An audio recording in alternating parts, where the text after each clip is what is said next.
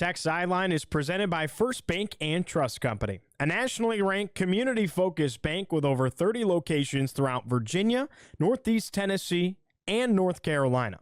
Who you choose to bank with can make all the difference. Visit firstbank.com to learn more. It's springtime and lacrosse season is right around the corner. We got Olivia Vergano and head coach Skiera on set to talk all about Virginia Tech Lacrosse in 2024. It's episode 345 of the Tech Sideline Podcast, and it starts right now.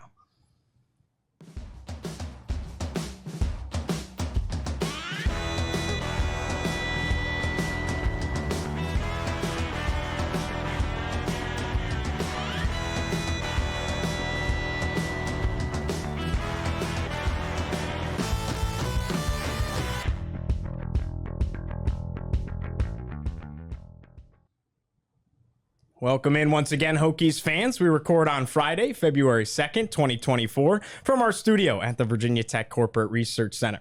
Remember to like, subscribe, and refer the show to a friend, and head over to techsideline.com. Check out our extensive editorial content, and as always, the first month of subscriptions is free. Tech Sideline is presented by First Bank and Trust Company, but this episode of TSL's podcast is also brought to you by Triumph NIL. Triumph is a unique and experienced sports marketing agency specializing in building custom name, image, and likeness partnerships for student athletes. NIL is working here at Virginia Tech, and Triumph NIL is a big reason as to why. Visit triumphnil.com to learn more, subscribe, and support Hokies in NIL. I'm your host, Giovanni Heater. I think that our introductions are certainly in order. Right to my right, it's the head coach of the Virginia Tech women's lacrosse team, Kristen Skiera, in her third season. Across the way, junior midfielder out of West Babylon, New York, Olivia Vergano. Thanks so much for joining me today. We're excited to be here. This is fun. Thanks for having us. Yeah, this is your first time checking out the set and everything. Yeah. Awesome. Well, it's certainly shaping up to be a fun spring. The season's right around the corner, right? It's that change of the weather, and three of us sitting on the set, we're lacrosse people. It just kind of has a vibe to it. How excited are you guys to get this thing going in 2024? We're excited. Yesterday, it was gorgeous outside. It was like our first time. We've kind of been inside, Beamer Lawson indoor, doing a lot of stuff during preseason, but we got outside yesterday and everyone's in, t-shirts, shorts, and it just felt like springtime. And so I think it was a good opening outdoor practice yesterday. And ironically, we're about a week out from our first game. So it felt good. Yeah, we're super excited. Like she said, great weather. So just really getting the atmosphere and energy up high. Awesome. Coach, I want to start with you, two-time All-American at Duke, and just to kind of paint the picture for everybody, because this is your first time on the show, you had an unbelievable career as a player, but when it came time to hang them up for you, what made you decide, hey, I want to get into this whole coaching thing? Yeah, well, ironically, I didn't want to get into coaching after my playing career. I was fortunate enough to go to 3 Final Fours, and we lost by a goal in all of those Final Fours, and my final four, my final game that I played in as a player was just soul crushing. We were up 9 goals in the national semifinal, and we allowed UVA to go on a 10-goal run and to upset us. And so it was really just a tragic end to my playing career. And I was so ready to kind of move on from that playing identity. So I moved to Australia for 6 months and kind of just got away from being an athlete and just wanted to see a little bit of the world and learn how to earn a dollar and have an identity outside of sports. But ironically, while I was over there, I had it lined up to be an assistant coach at Navy during their inaugural season when we got back. And so it was just an easy opportunity. I said yes, so I didn't have to worry about a job while I was in Australia. But I got back and started coaching at Navy and was fortunate enough to coach for the winningest coach in women's lacrosse and Cindy Timshaw on all lacrosse. And just the passion she had for inspiring and mentoring young women, especially those that were going to serve our country, it was just contagious. And I was so fortunate. My first coaching job, not many people get the opportunity to work for such a legend, their first job. And I had such a great experience. I just kept doing it. And all of a sudden, I'm almost 40 years old. I'm still doing it. And I've landed in my dream spot. So that was kind of my transition. I never wanted to be a coach, but now that I'm doing it, it just seems like it's kind of what my life's work and what I've been destined to do. So Coach, you're a natural on the air here because you made my job easy by making the perfect transition. I wanted to ask you about working under Coach Tim Schul and as well as Kirsten Kimmel as an assistant at Duke as well. What was it like being on their staff? What were you able to learn from those two legends of the game? Yeah, again, I've just been so lucky. I've had the best mentors that, and a lot of that was because due to the people I met as a student athlete at Duke. It really has shaped everything in my life and given me the best mentors, whether that's my legal counsel or the people that I call on a bad day. It all stems from the people that shaped me as a student athlete at Duke. But yeah, I mean, I've just been so fortunate. I think why I've had longevity in this profession is because I have had such a great experience. And as a young coach, you know, you're kind of making that list of if and when I become a head coach, you know, what are the do's that I've learned? What are the don'ts that I've learned? And I've been so fortunate to learn mainly from the do column, you know, Cindy Timschel, do this. I just really loved and appreciated so many things about her. And the same goes for Kirsten Kimmel, who was obviously my college coach. And then I was fortunate enough to serve as an assistant coach on her staff.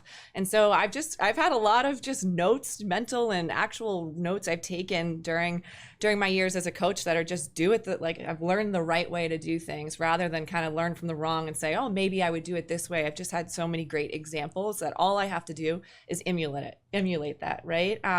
And model that. It's not like I have to reinvent the wheel. So I've been super, super blessed in terms of just having the best mentors to just try and follow in their footsteps. Liv, I promise we're going to get to you in a second. I just got one more for your coach over here. Spent 6 seasons at West Point, head coach at Army. It was such an interesting and unique situation, the fact that they're moving from club to the NCAA level. But what made this job in Blacksburg at Virginia Tech so desirable for you? For me, it was being back in the ACC, you know, just being the best. I want to win a national championship all my life. My parents, my friends, and we've all been shaped me to just be the best at whatever it is you're doing. And so this falls in line with my mentality. It's just to be in the best conference, to be able to coach the best players, to be able to recruit the best players. That environment, that highly competitive environment is just where I want to be. And so to be in the ACC was a huge draw. I have family history here as well with my dad and my brother being Virginia Tech alums. So growing up, you know, wearing hokey cheerleading outfits as a little kid and coming to games, it does feel like kind of my professional goals also have aligned with personal goals. And my parents have since relocated back to this area as well. So it does feel like there's just a lot of reasons, you know, kind of my heart's here, but also just professionally, I can accomplish my goals here. So. Awesome. Liv, for those that don't know, 2-time honorable mention All-American, a Long Island native, which is a hotbed for lacrosse. You also were the only player in the ACC, this is incredible, with 100-plus draw controls and 50-plus goals this past season. One of just 5 players in the entire country to have such an accomplishment. You didn't even pick up a stick until you were in high school. That's when you started playing this sport. I always grew up thinking that the best players, you know, this is one of those sports like hockey or soccer that you got to start when you're 4 or 5 years old. That wasn't the case for you. How did you get so good so darn fast? I think it just all comes back to hard work, and like if you really want it, you got to work for it. A lot of my friends played lacrosse growing up, and I played soccer and basketball alongside them. So just, you know, finding those connections between soccer and basketball and then helping that translate to lacrosse. The technical side of basketball really helped me translate to offensively in lacrosse. So I think just all like connecting back to hard work and using other sports to my advantage. I think Coach can attest in some ways basketball, lacrosse, whether it's men's or women's lacrosse, in X's and O's wise, very similar games. So that's interesting to hear. You originally committed to play for Coach Skiera at Army. You decided to come to Virginia Tech with her. Tell us about your relationship with your head coach. Yeah, it's great. You know, she's like one of the people who inspired me and who like I really felt at home with. I've like really had a special connection with her, like first time talking on the phone with her and like meeting with her at Army. So when I got the opportunity, you know, when they got hired, her and Coach Jacobity hired here at Virginia Tech, I had to ask for the opportunity and congratulate her. But I was really like heartbroken and devastated when, you know, I learned that she was leaving. But ultimately, like she gave me the opportunity to come play here at Tech, and you know, playing in the ACC alongside like some of the best people in the country was just an opportunity I couldn't pass up. All right, let's talk about this team, the 2024 Virginia Tech lacrosse team. It feels like there's some serious momentum in this program right now, and everything really started to click towards the back half of last season. Would you agree? Definitely. Slow start to last season, but I just think Liv and I probably remember being in that locker room after our 2-goal loss to Syracuse, they would ultimately go on and play in the Final Four, and it was a hard energy to describe. We had just lost right in our last game of the season, but we were all so eager to just get right back out there and keep it going. And so I think for our team too, when they returned to campus in August, we started right back with like that hunger and that intensity. It's like we wanted to be automatically right back, playing against, a Syracuse or whatever in the ACC tournament. So I think they've been able to maintain that hunger all season long. It's kind of weird that like the moment we've been waiting for, which is to start playing at games again, is like almost here, because we've wished for it since that moment in the locker room. So there's a lot of hunger, a lot of excitement, a lot more belief, I would say, in what we can accomplish this year than any other year before. So yeah, I think it also shows like the heart, like looking back at the locker room, like last year, like she said, like that Cuse game just showed like how much passion that we have for like one another and the game itself. So I think just having the opportunity to like get back out here and, really get that experience all together, it's going to really benefit us come next week. I think all of us know the ACC is the best conference in college lacrosse, right? Really close to some marquee wins a season ago, hung around with North Carolina and Boston College, beat Duke on the road, your alma mater, battled Syracuse, like you had mentioned, to the very end in the ACC tournament. You won as a player. You're starting to win as a coach. What does it take to win in the ACC? I think it takes a combination of, mentality and actual talent and athleticism. I mean, you can't fake that in the ACC. You can't fake speed. You can't fake stick skills. And so recruiting that is important. You can develop it, you can work hard to develop it, but certainly getting the right people in with the right skills and kind of having those pieces of the puzzle, which is great. Being able to recruit out of the transfer portal. We have a few really important transfers with us this year that do play pieces of that puzzle that we really need. And then I think the other part, it's just mentality, and you hit on it. We've made huge gains over just the last 2 years in terms of our mentality, how we approach games, and I think the team even speaks about this a lot is, there's something to be said about having an underdog mentality. And certainly but I don't think we have that underdog mentality. I'd like to think that we have the underdog edge and the grit, and that hunger is a part of us. But the underdog mentality kind of means, to me, it symbolizes that you go into the games thinking in some way you're inferior. And that's what we've shed, I think, from last year to this year. And certainly some of those close losses, we would have loved for them to be wins. But even having close losses, I think, helps shed that mentality. And, our athletic director, Witt, talks about it a lot, and that's going from the challenger to the champion. And I would say that winning mentality, that champion mentality, is more prevalent in our team this year. And I think it's utilizing those experiences and some of those really strengths and positive takeaways from last year to shape our mentality this year. So even it's a team's words, not mine, that like Liv would be the first to say no, forget the underdog mentality. That means that you think you're different, right. And so, Liv can probably touch a little bit on that. She doesn't live her life from an underdog standpoint. No, I don't. What we really embrace this season on is buy in, and we have something in our locker room now that we have tokens of each practice of who was the hardest worker, who was the grittiest, who was our key concepts and key words that we like to define Virginia Tech Lacrosse in 2024 season. So we're gonna deposit those into a bank. So it's buying into that process. And I think this year of my 3 years that I've been here, this team is different, and our mentality and the grit and passion that we have is something that the past two teams had, but it's just different. And I think Coach can attest to that as well. But I think just to reiterate what she said, it's just different. Mentality's different this year. So X's and O's wise, what were the strengths last season? And then was there anything into the off season and now into a new year where you were this is what we're keying in on as our area of focus? Yeah, I mean, strength wise from last year, when you look at our offense, I think we did a great job maximizing our possessions. But I think in some cases we played it relatively safe, and I think you could say that on both sides of the ball. So I think this year we're probably, we're implementing schemes on both ends that are a little bit riskier, but high risk, high reward. But we think we have the right pieces to be able to execute that and actually have a really strong return on investment. But I think some things that stay the same are just, our drawer and our goalie. Those are two key positions, and they help you maximize possessions. And in those key positions. We were youthful last year.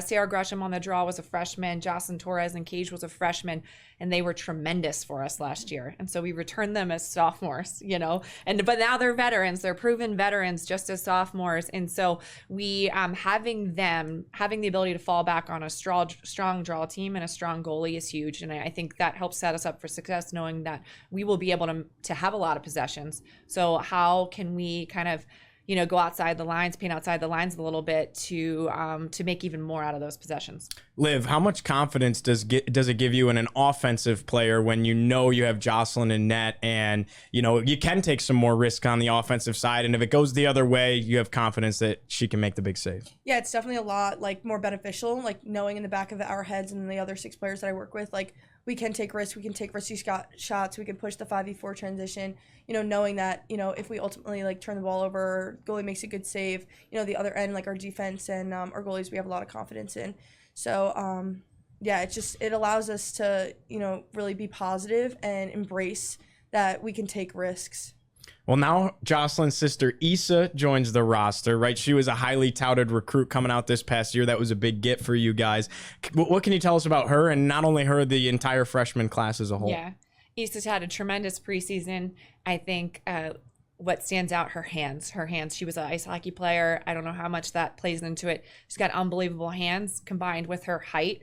When you can throw her anything, I think Liv can throw her anything. Anybody can throw her anything, and she can catch, and she finishes her shots. And so she's had a really, really promising freshman year thus far. And our freshman class as a whole, I think they've been value added from not only a playing standpoint, but a mentality standpoint.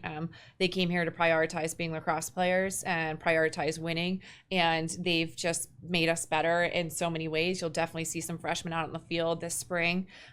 They're very talented, but yeah, Issa has an incredible set of skills. What are your thoughts on the freshman class, Liv? I love them. I think they're a very positive bunch as well, so I think that's important. Their mentality is something that stands out about all of them. I don't think you can point out one freshman that doesn't have that gritty mentality, doesn't want to work out hard, or doesn't want to come out early for an individual. And I think that speaks for itself. I think it's important that you want to work hard and you want to get better. So, and especially as a freshman class, the veterans are ultimately going to leave. Our 5th-year captains, they're going to go. So having those freshmen ultimately have that mentality already and help us carry on and embrace our culture is really important. Well, we talked about it a little bit. Last year's freshman class was stacked. You had Torres, Ella Rishko was unbelievable, Sarah Gresham, like you had mentioned. They were all named to the ACC all-freshman team. They were invited to play for USA at the U20 tryouts. How do they take another step now? After being so good freshman year, how do you move into sophomore year and expect even bigger and better things? Yeah, well, I think it's a fine balance. I think it's hard after having a great freshman year is a blessing and a curse, right? Because now you always are going to look to improve, but you did so well, so it's going to be really hard to improve, right? So I think it's finding that balance, knowing, and managing grace and understanding you're still really young, and every year's different, and every year's going to have a new set of challenges, whether that's injuries or depth, maybe there's different people pushing you this year and you have to respond to kind of that adversity or that pressure. So I think it's not putting too much pressure on themselves, I think that's the key for those 3 individuals is you had a great freshman year. Don't put too much pressure. You're still young. You're still going to face a lot of adversity. You're still going to have to learn a lot about yourself, lean into the upperclassmen. I think that's something they've always done is they have showed so much promise as youngsters, but also realize that we do have a lot of veteran talent on our team as well. So it kind of helps take the pressure off their shoulders. So I think it's more so how they mentally approach this season that's going to be the key, because physically they have all the skills to be able to continue to improve. It's just mentality, having that right balance. You got to have a lot of fun, and you can't take yourself too seriously and put too much pressure on yourself. Mm-hmm. Right. I was just going to say that, knowing they are also veterans to help the freshmen and the freshmen lean into them and help guide them. Ultimately, those are the girls that are going to be the closest with the freshmen. But then at the same point, leaning into the upperclassmen and having the juniors, seniors, 5th years, to help them guide and ultimately find their own balance. Well, the transfer portals become such a big part of collegiate athletics across the board. You guys hit that hard. Tell us about Kayla Downey and the ASUN Player of the Year from Coastal Carolina. What does she bring to the table? Yeah, just a ray of sunshine, of breath of fresh air. I mean, I think she's got like the best gig in the country. I mean, she literally just showed up 2.5 weeks ago. She's joining a team that like fully embraced her, a coaching staff that's so excited for her arrival, and she just gets to ball out for like 3 or 4 months, you know, and play with a chip on her shoulder and prove that she can be one of the best players in the ACC after coming from the ASUN. So who has it better than Kayla Downey? I do not know, but she's unbelievable. She just has a nice, cool, calm, collected demeanor out on the field. She has unbelievable vision. I mean, feeding is definitely her strength. And so our team's just starting to realize they got to ask for the ball more because she'll see you know, she'll see everything. So have your stick up and be ready for it. Liv, what does it mean to you and there's so much talent on your team, but there were times where it felt like you kind of had to be Superman out there and score a ton of goals and kind of put this thing on your back. Now that you have a player like that, and then the younger girls are stepping up as well and they're more experienced and you don't have to carry the load quite so much. What does that mean to you, and how can that open up other opportunities for you as a player? Yeah, like you said, like I was fortunate enough to carry the load, but it's not something like I ultimately want to do. I want my teammates to get their fair share, and ultimately like people have to score 3 or 4 goals like to win, and ultimately like I can't score 5 goals a game and Ella score 1. Like we all have to chip into that 3, 4 a piece each. So just having that, you know, having Kayla's vision behind the cage, like able to assist PT a lot, Paige Tyson. So ultimately, like, yes, I had to carry my load, but it's not something I like really want to do. I really want everyone to get the same experience that I was fortunate enough to get. But yeah, like I'm really excited to have Kayla and lighten my load a little bit, as you said. Season opener against VCU coming up. It's a week from tomorrow. Thompson Field, going to be a fun one. It's a noon start. That's the kickoff of the 2024 season. What does this preparation period look like for you guys? Yeah, again, I think preseason's a fine balance. Like, you want to be the most prepared team, you know, come that first game. But you want the team to feel fresh and rejuvenated and ready to go because it's a long season. So I think for us, trying to manage the preparation and the physical load we put on, but also with wanting to be the freshest mentally and physically team. So I think that's what we've kind of been focusing on. But you never know. I mean, you just know that first game is never going to look perfect. You know, we're gonna have some freshmen, they're gonna probably make some drops, you know, we're working out some kinks, we have different faces on the field, and so it's never going to be perfect, but you're hopeful that you're the most prepared, and more so we have to expect that it's going to be, every game is going to be a really tough game. We're going to get everybody's best shot, and so I'm interested to see how this 2024 team manages that and how tough we are. Yeah, I just want to like reiterate something. Like I know a lot of the girls and I like we're like really harping on recovery and like lightening the load and like making it easier on our body. We've been doing a lot of preparation and a lot of hard work this preseason. So just like emphasizing recovery, you know, hitting the Normatec boots, ice baths, sauna, just doing everything in our power just to, you know, make our bodies ready and stay the healthiest as we can. Last question for you guys before I let you go. What are the expectations inside your locker room for the 2024 Virginia Tech Lacrosse team? I'm 17-0. Mm-hmm. Period. You know, like I think, I think any loss is going to be disappointing for us. But we say you either win or you lose. I mean, you win or you learn. Sorry, you win or you learn. And you know, I think that's been a strength of our team the past 2 years. How we've been able to make these huge gains year to year is that we take that learning component seriously. And I wouldn't expect anything different from this year's team. But I think, it's none of us expect to lose ever. And we want to make it a historic season and do things. And we just say we want to accomplish our dreams. I mean, we're here to accomplish our dreams. That's why Liv's here. That's why I'm here. And we want it to be a dream making season for us. Yeah, just taking every game one by one, like not overlooking any team and like really focusing on like, okay, today's VCU, tomorrow's JMU, really just focusing in on like what we have to do to get by like that one game and not overlooking, be like, oh, okay, like we have X amount of days left. Like, no, it's day by day and just putting our best foot forward each and every day. Awesome. Thank you so much for your time. It was a fun one. I can't wait to see what 2024 has in store and see how everything unfolds. Wishing you the best of luck this year. Thank you for having us. All right. For Kima Crinema behind the scenes, for the SID at the Virginia Tech women's lacrosse team, Mr. Will Copeland. For Olivia Vergano, for our head coach, Kristen Skiera, I'm Giovanni Heater, saying so long. Again, today's show was brought to you by Triumph NIL and the Hokie Way. It's episode 345 of the Tech Sideline Podcast. We'll see you next week.